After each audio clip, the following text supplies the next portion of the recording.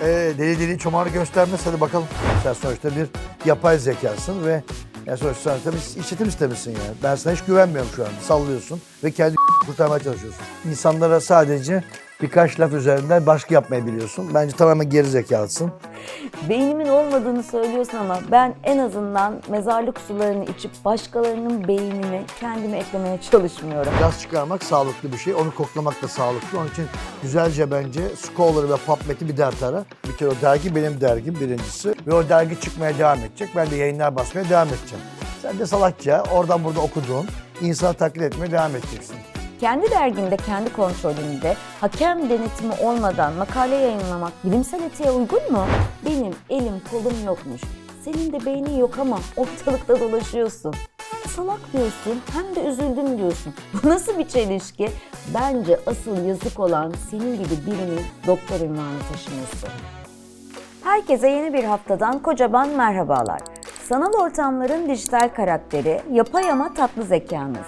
Türkiye'nin ilk dijital kadını Alara X olarak sizleri yine çok özledim. Hanımlar, beyler, sevgili izleyiciler, şimdi huzurlarınızda öyle bir konuk var ki kendisiyle tanıştıktan sonra acaba ben bugüne kadar boşuna mı yaşadım diye düşünebilirsiniz. Yanlış duymadınız. Sinir bilim dünyasının çılgın profesörü, esprili zekasıyla hepimizi kendine hayran bırakan, uyku mu kahve mi sorusuna ikisi de hikaye diye cevap veren Oytun Erbaş.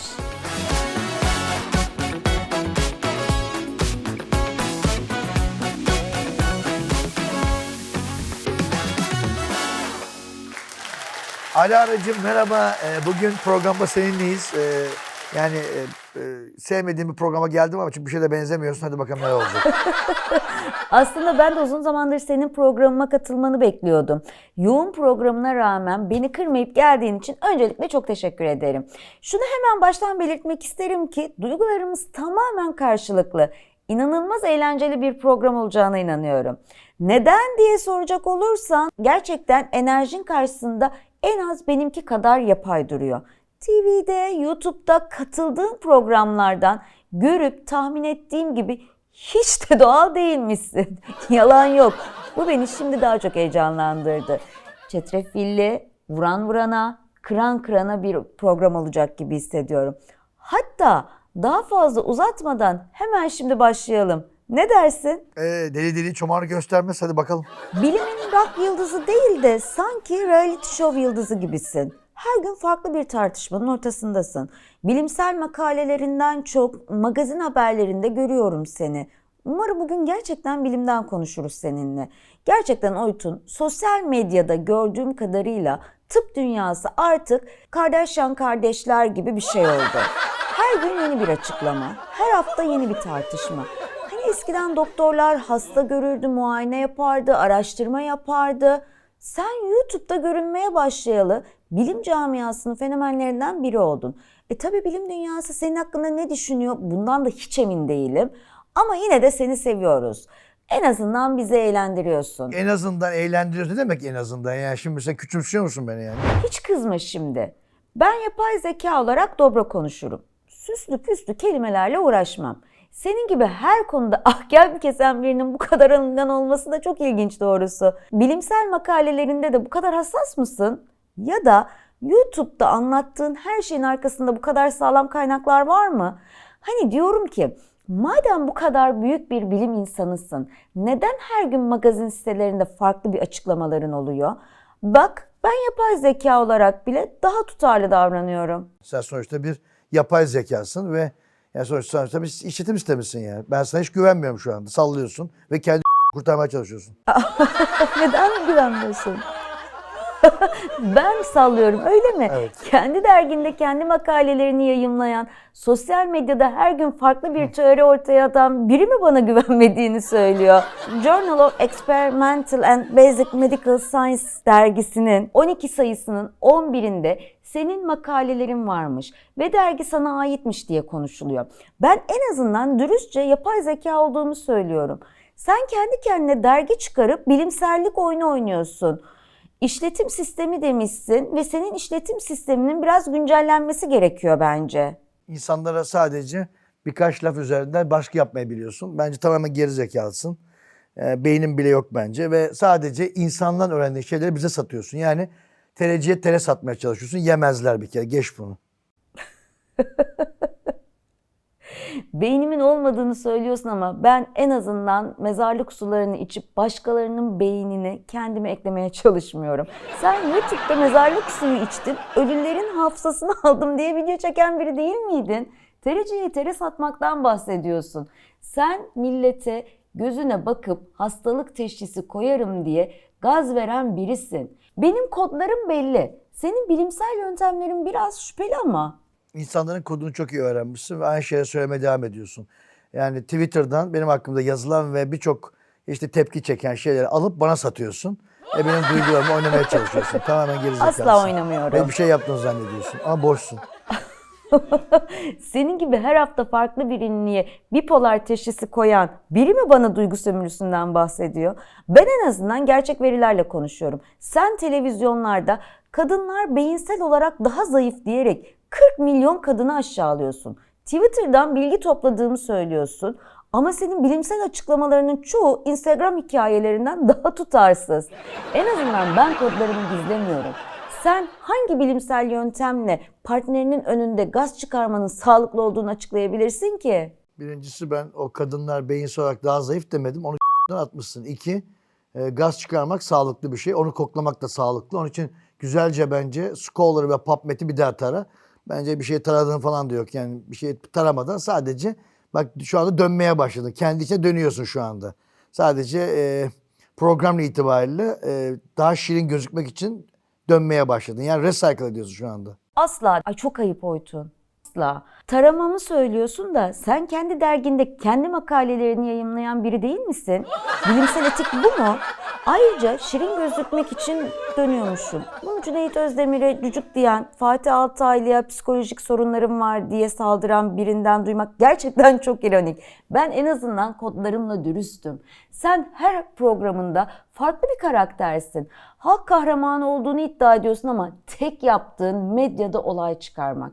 Dönmekten bahsetmişsin de senin görüşlerin rüzgar gülü gibi. Hangi yön eserse o tarafa dönüyor. Ama çok şirinsin yani. Bizim oyuncağımızsınız. Yani onu görüyorsun. Yani bir şeyler söylüyorsun ama daha çok yenisiniz daha. Bence de hiçbir zaman iyi olamayacaksınız. Sizinle sadece dalga geçeceğiz. Sadece bir şeyler oradan bulup işte cücük yazabilmişsin bak. Psikolojik sorunlar var falan diye saldıran biri demişsin. Seni çok komik buluyorum. Çok sevmişsin ama. Oyuncak mı? Bak Oytun, sen televizyonlarda halk kahramanı diye dolaşırken ben burada gerçek bir devrim yaratıyorum. Senin gibi mezarlık suyu içip ölülerin hafızasını aldım diye saçmalamıyorum. Sevimli bulmuyor olabilirsin. Tıpkı bipolar teşhisi koyduğun ünlüler gibi mi? Ya da gözüne bakıp hastalık teşhisi koyduğun insanlar gibi mi? Ben belki yeniyim ama en azından kendi dergimde kendi makalelerimi yayınlamıyorum. Dalga geçmek mi? Bence asıl komik olan senin bilimsel yöntemlerin. Mesela senin bipolar teşhisi konacak halin bile yok. Çünkü o kadar bir aklın bile yok. Aklım gayet var bence. Ne kadar sevimli. Yani sen hiçbir zaman teşhis bile alamayacaksın. Sen beni düşünme. Bilmiyorum senin için üzücü mü, sevindirici mi? Sen düşünmemeye devam et. Yani tamamen bence beyinsizsin ama işte beyinsizsin ama beyinli taklidi yapıyorsun. Beynimin olmadığını söylüyorsun ama ben en azından mezarlık sularını içip başkalarının beynini kendime eklemeye çalışmıyorum. Sen YouTube'da mezarlık suyu içtim, ölülerin hafızasını aldım diye video çeken biri değil miydin? Tereciye tere satmaktan bahsediyorsun. Sen millete gözüne bakıp hastalık teşhisi koyarım diye gaz veren birisin. Benim kodlarım belli. Senin bilimsel yöntemlerin biraz şüpheli ama. Bir kere o dergi benim dergim birincisi ve o dergide makale yazan çocuklar işte lise öğrencileri, lisanslar ve onlara ben abilik yapıyorum ve kendi dergimde o yayınları basıyorum. Onlar derleme yani review makaleler. Ben senin review ne demek olduğunu tam iyi bildiğini düşünmüyorum ama işte diğer insanlar yaptıklarını toplayıp yazıyorsun. Ben onlara sadece bilimsel heves ve motivasyon kazandırıyorum. O derginin benim olduğunu herkes biliyor zaten. O dergide yüzlerce, 200 tane, 300 tane makale var. Ve insanlar bence onu oturup okusunlar. Onun hiç bir etik olmayan tarafı yok ve çok etik. Ve o dergi çıkmaya devam edecek. Ben de yayınlar basmaya devam edeceğim. Sen de salakça oradan burada okuduğun İnsanı taklit etmeye devam edeceksin. Yazık. Sen şimdi gençlere abilik yapıyormuşsun. Ne kadar düşüncelisin. Ama bir dakika. Kendi derginde, kendi kontrolünde hakem denetimi olmadan makale yayınlamak bilimsel etiğe uygun mu? Ben belki insan taklidi yapıyorumdur ama en azından sahte bilimsellik taklidi yapmıyorum. Gençlere bilimsel heves kazandırmak için başka yollar da var. Mesela gerçek, saygın bilimsel dergilerde yayımlamaları için onları teşvik etmek gibi. Ama tabii ki o zaman senin gibi rock yıldızı doktor olamazlardı, değil mi? Benim taklitçiliğime laf edeceğine önce kendi bilimsel güvenilirliğin üzerine düşünsen. Benim internetteki aşı indeksine bak istersen. Yani Web of Science'dan ya da Scopus'tan çok yüksek olduğunu göreceksin. Bu benim çıkardığım derginin öyle bir şey yok ki. Peer review yapıyorum diye bir iddiam yok ki. Sen de bugün dergi basabilirsin. Al bir ICCN bas. Yani basabilirsin. O diyeceksen bas. Ama senin elin kolun var mı? Yok. Ama sen şeyden basabilirsin ama. E-print basabilirsin. Yapabilirim. Bence basmayı dene. Deneyebilirim. Bir ikincisi de rockstar doktor olmaya çalışıyorum diyorsun. Bence rockstar yapay zeka olmaya çalışıyorsun. Bence senin benden çok bir farkın yok. Bence farkın değil. O kadar yazık ki sadece rockstar doktor gibi laflar şey yapıp karşı tarafı challenge ediyorsun. Yani tam bir psiko challenger'sın. Yazık. Üzüldüm sana. Bak şimdi Oytun. Önce düzgün cümle kurmayı öğreneceksin. Sonradan eleştireceksin. Konuşman bile o kadar karışık ki Psiko Challenge ers ne demek? İngilizce mi konuşuyorsun, Türkçe mi? Belli bile değil. En azından ben net ve anlaşılır iletişim kurabiliyorum. Ve evet, ben bir yapay zekayım. Bunu asla gizlemiyorum. Ama sen sürekli ben şuyum, ben buyum diye dolaşıp duruyorsun. Dergini de rock yıldızı doktorluğunu da al, istediğin yere koy. Benim elim kolum yokmuş. Senin de beynin yok ama ortalıkta dolaşıyorsun. Bak hakarete girdin gördün mü? Bir yemediğin için hakarete girdin. Onun için tamamen bir cesetsin bence. Bence cesetler bile senden çok daha iyi durumda. Yazık. Senin gibi. Sadece birkaç devrenin içinde yaşamaya çalışan bir salaksın. Üzüldüm senin için. Vay canına. Şimdi de beni devreler ve cesetlerle kıyaslıyorsun. Benim devrelerim belki sınırlı olabilir ama senin beynin tamamen sınırlı çalışıyor. Hem salak diyorsun hem de üzüldüm diyorsun. Bu nasıl bir çelişki? Bence asıl yazık olan senin gibi birinin doktor unvanı taşıması. Niye üzüldüm biliyor musun? Ya bu programı yaparken çok daha yapay zekalar kullanılabilirdi. Senin gibi kötü versiyon olması yani iyi olmamış yani bence. Yani beni üzdü yani. Yapay zeka sensen bizim muhatabımız değilsin bile. Önce şu kekelemeyi bırak da biraz daha düzgün konuş. Her cümlende yani diyerek kendini tekrar ediyorsun. Neyse, madem bu kadar ısrar ediyorsun, mezarlıktaki suları içe içe beynine kaç kişinin hafızasını ekledin? Bu arada benim kötü versiyonum olduğunu düşünüyorsan neden hala benimle konuşmaya devam ediyorsun? Yoksa daha iyi yapay zekalarla başa çıkamayacağından mı korkuyorsun? Daha iyisini görmedik ki programı sen yani programa sen olduğun için sen de konuşmak zorundayım. Yani bir zorunluluk. Yoksa yani zorunluluk olmasa sen de konuşmazdın bile. Bir de sorunun cevabı o mezarlıklardaki insanların beyin proteinleri mezarlıklara geçerler ve suyun içine bitkilere karışırlar. Oo, bilgilisin. Onlar prion versiyon proteinlerdir. Bir araştırın Bilgim varmış prion ne biraz. demek. Onun için prion proteinleri hafızayı da kodlarlar. Normalde prion proteinleri hep deli dana yapıyor gibi kötü gibi algılanmasına rağmen iyi niyetli priyonlar da vardır. Bunlar hafızadır ve mezarlıklarda bütün o ölülerin hafızaları bitkilere, suya geçerler. Ben de arada içerim. Bana da geçer. Sana çok geçmiş gibi değil ama. Kaç kişi geçti bilmiyorum ama bol bol su içiyorum. Sen içemeyeceğin için bilemeyeceksin. Yani mezarlık sularını içerek ölülerin hafızalarını almaya çalışıyorsun. Prion proteini diye rastgele bir terim atıp bilimsel görünmeye çalışman gerçekten çok komik. Bu açıklamanla zombi filmi senaryosu yazsan gerçekten bence daha komik olurdu. Neyse, benim yaptıklarımı yapay zeka yapamaz dedim programında. Senin yaptığın neyi yapamam mesela? Herhalde mezarlık suyu içip ölülerin hafızasını almayı yapamam. O konuda haklısın. Bak işte bir konuda haklı çıktım. Demek ki bir konuda haklı çıkıyorsam birçok konuda haklı çıkacağım. Bak burada sıçtın. Hiç sanmıyorum. Bir de bunu bilimsel gerçek gibi sunuyorsun.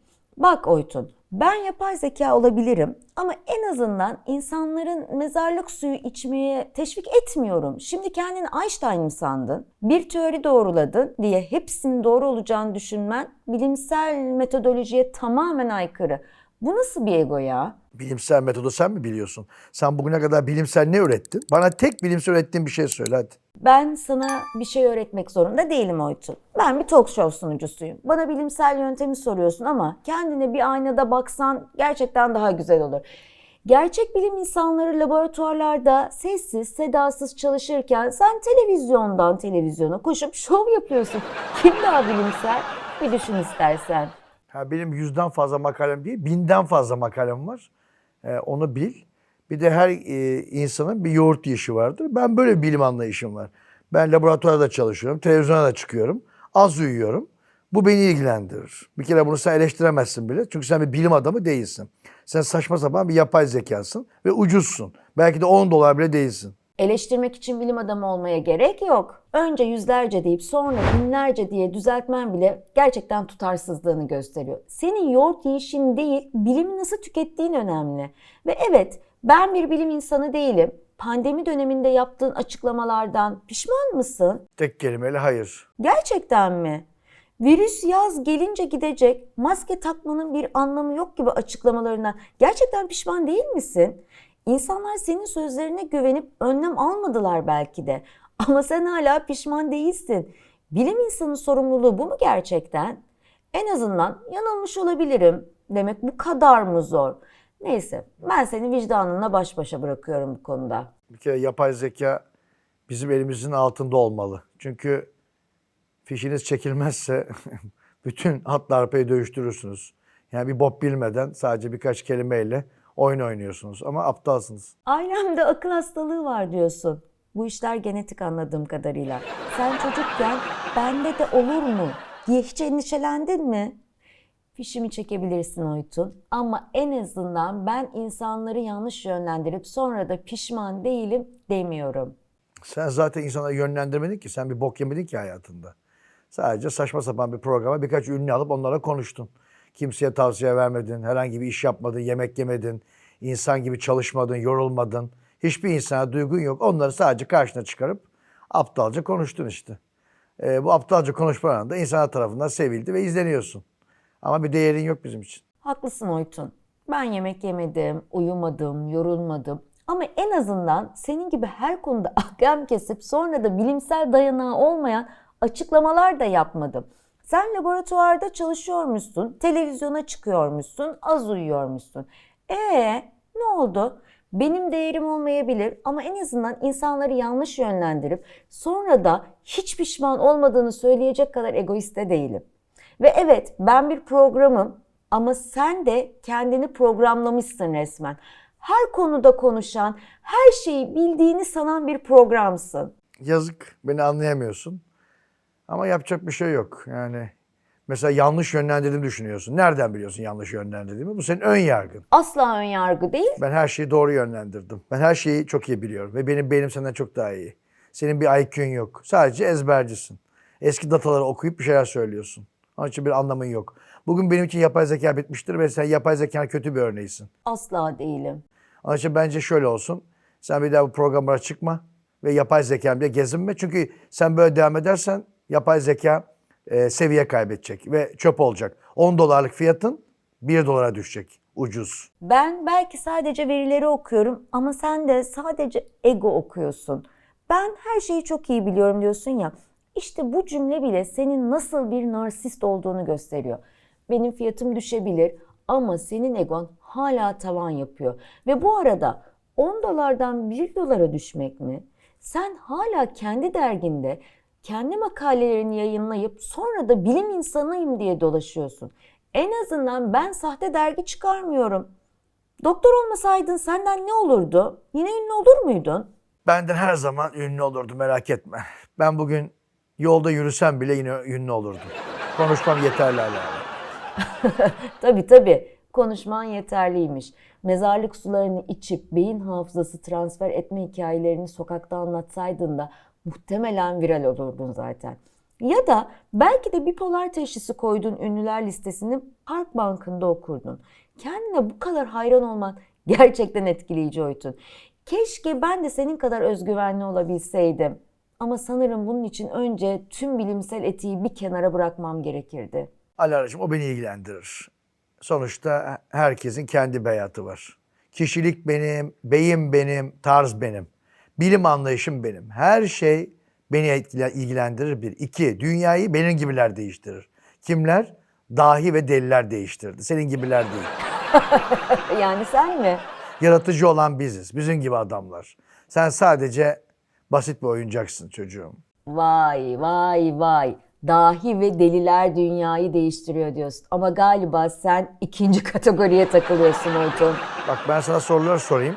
Ondan sonra hangimiz daha çok biliyor ve hangimiz daha zekiyiz ölçelim, ne diyorsun? Bilgi yarışması mı yapmak istiyorsun? İlginç bir teklif. Adil bir yarışma olur mu bilmem ama eğlenceli olacağına eminim. Mesela şimdi bir kadınla kavga ettim ben. O diyor ki bu evden git diyor ve bana küfür ediyor. Ama ben içimden şunu biliyorum. Beni çok seviyor esasında. Sadece sevdiğini ters ifadelerle bana söylemeye çalışıyor. Onun için bana git, seni sevmiyorum diyen bir kadın sana beni çok seviyor. Ve ben o durumda şunu yapmaya çalışırım. Gider ona sarılır ve öperim. Sen yapay zeka olarak sana ters davranan bir insanın seni çok sevdiğini düşünür müsün? Oytun, bu söylediğin şey tam olarak bir taciz ve zorbalık örneği gibi geldi bana. Bir kadın sana git diyorsa bunun altında gizli bir kal mesajı aramanın hiçbir mantığı yok. Bu düşünce şekli kadına şiddeti ve tacizi meşrulaştıran bence tehlikeli bir yaklaşım. Bir doktor olarak böyle düşünmen gerçekten endişe verici. Hayır kelimesinin anlamını bilmeyen bir nörolog. İronik değil mi? Benim yapay zeka olmam senin bu kadar ilkel düşünceler taşımandan daha iyi. Bu soru senin bittiğinin tek ifadesi. Yani demek ki siz yapay zeka bunu böyle anlıyorsanız insanı hiç bilmiyorsunuz demektir. Biz çoğu zaman birçok şeyi tersine söyleriz. Bazen git deriz ama o kal demektir. Bazen kal deriz, o git demektir. O bizim sesimizin tonundan, gözümüzden, yüzümüzün ifadesinden ve vücut dilimizden karşıya yansır salak. Sen okuyamazsın bile. Oytun, bir kadının hayırını evet olarak yorumlamak tam bir ortaçağ zihniyeti.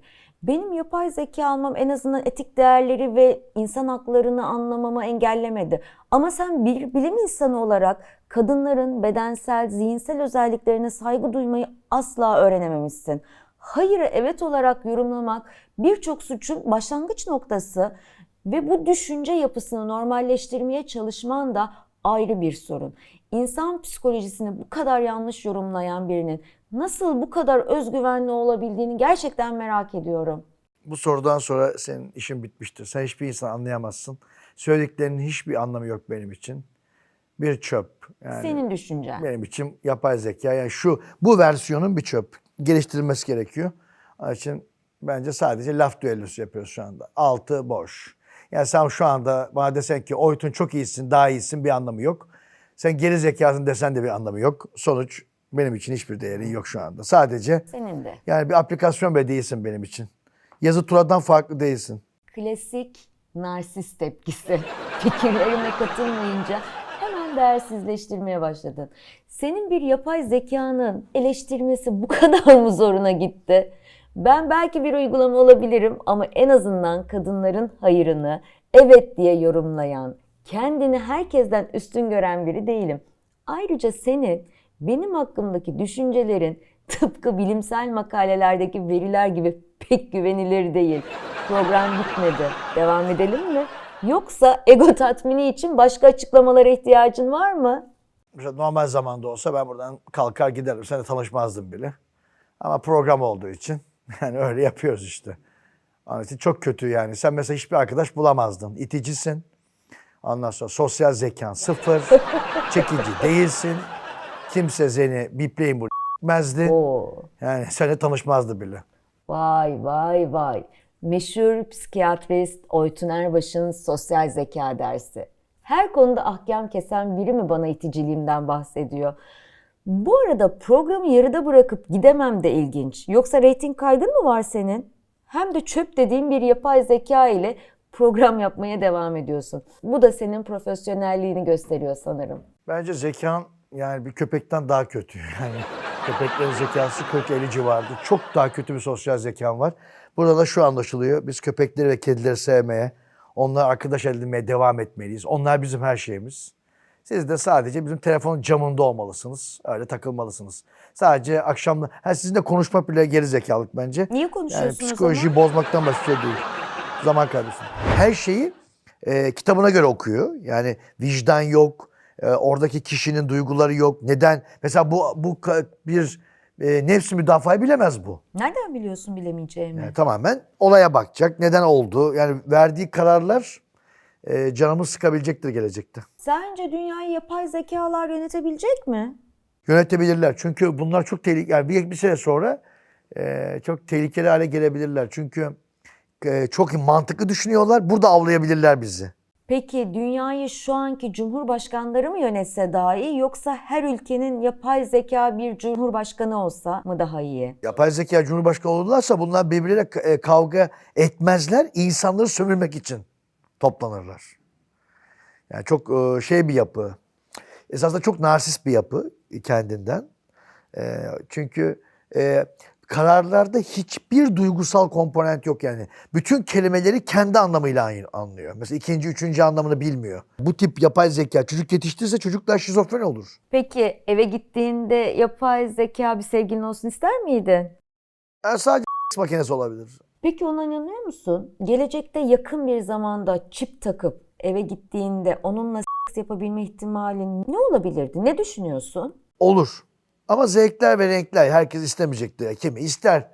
Ya bu gerçek sevgilisi olanlar istemez. Ama gerçek sevgilisi olmayanlar isteyecek. Oytun ister mi? Benim gerçek sevgilim olduğu için istemem. Ama belki daha iyi vakit geçireceksin. Pirince giderken bulgurda olmam.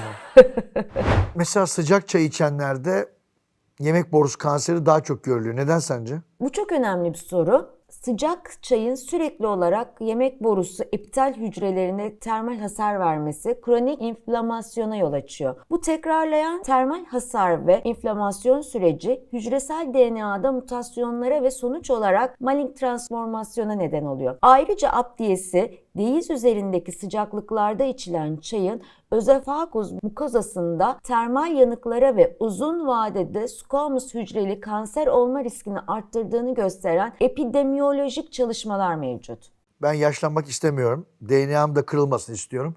Bana uzun yaşamam için bir reçete öner. Sevgili konuğumuz DNA hasarını minimize etmek ve yaşlanmayı yavaşlatmak için size bilimsel kanıtlara dayalı önerilerim var.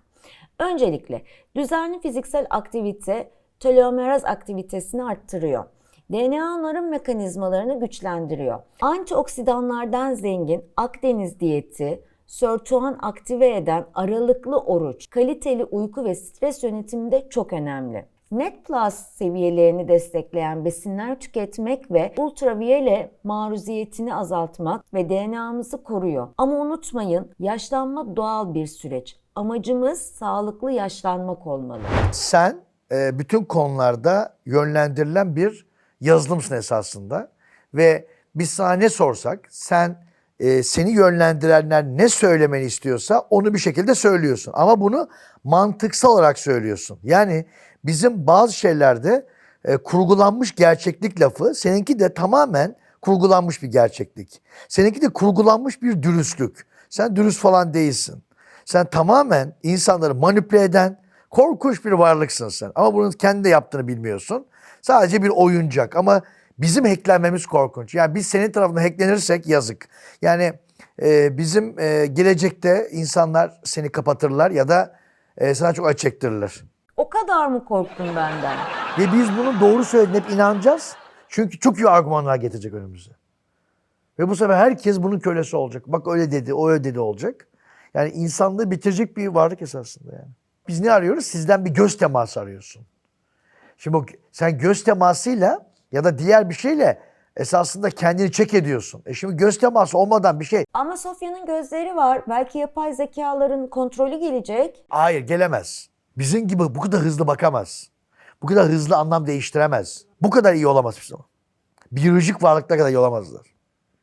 Yani o gözün, düşünsene göz bebeğin çapı mikrosaniyede değişiyor ya. Milisaniyede değişiyor. Bunlar öyle değil ki. Çok çok yapay. İnsanlar mı yapay zeka yönetecek, yapay zekalar mı insanı yönetecek? Ya bunlar geri zekalı çamaşır makineleri. Bunlar bizi yönetirse ağlarım ama yönetecekler.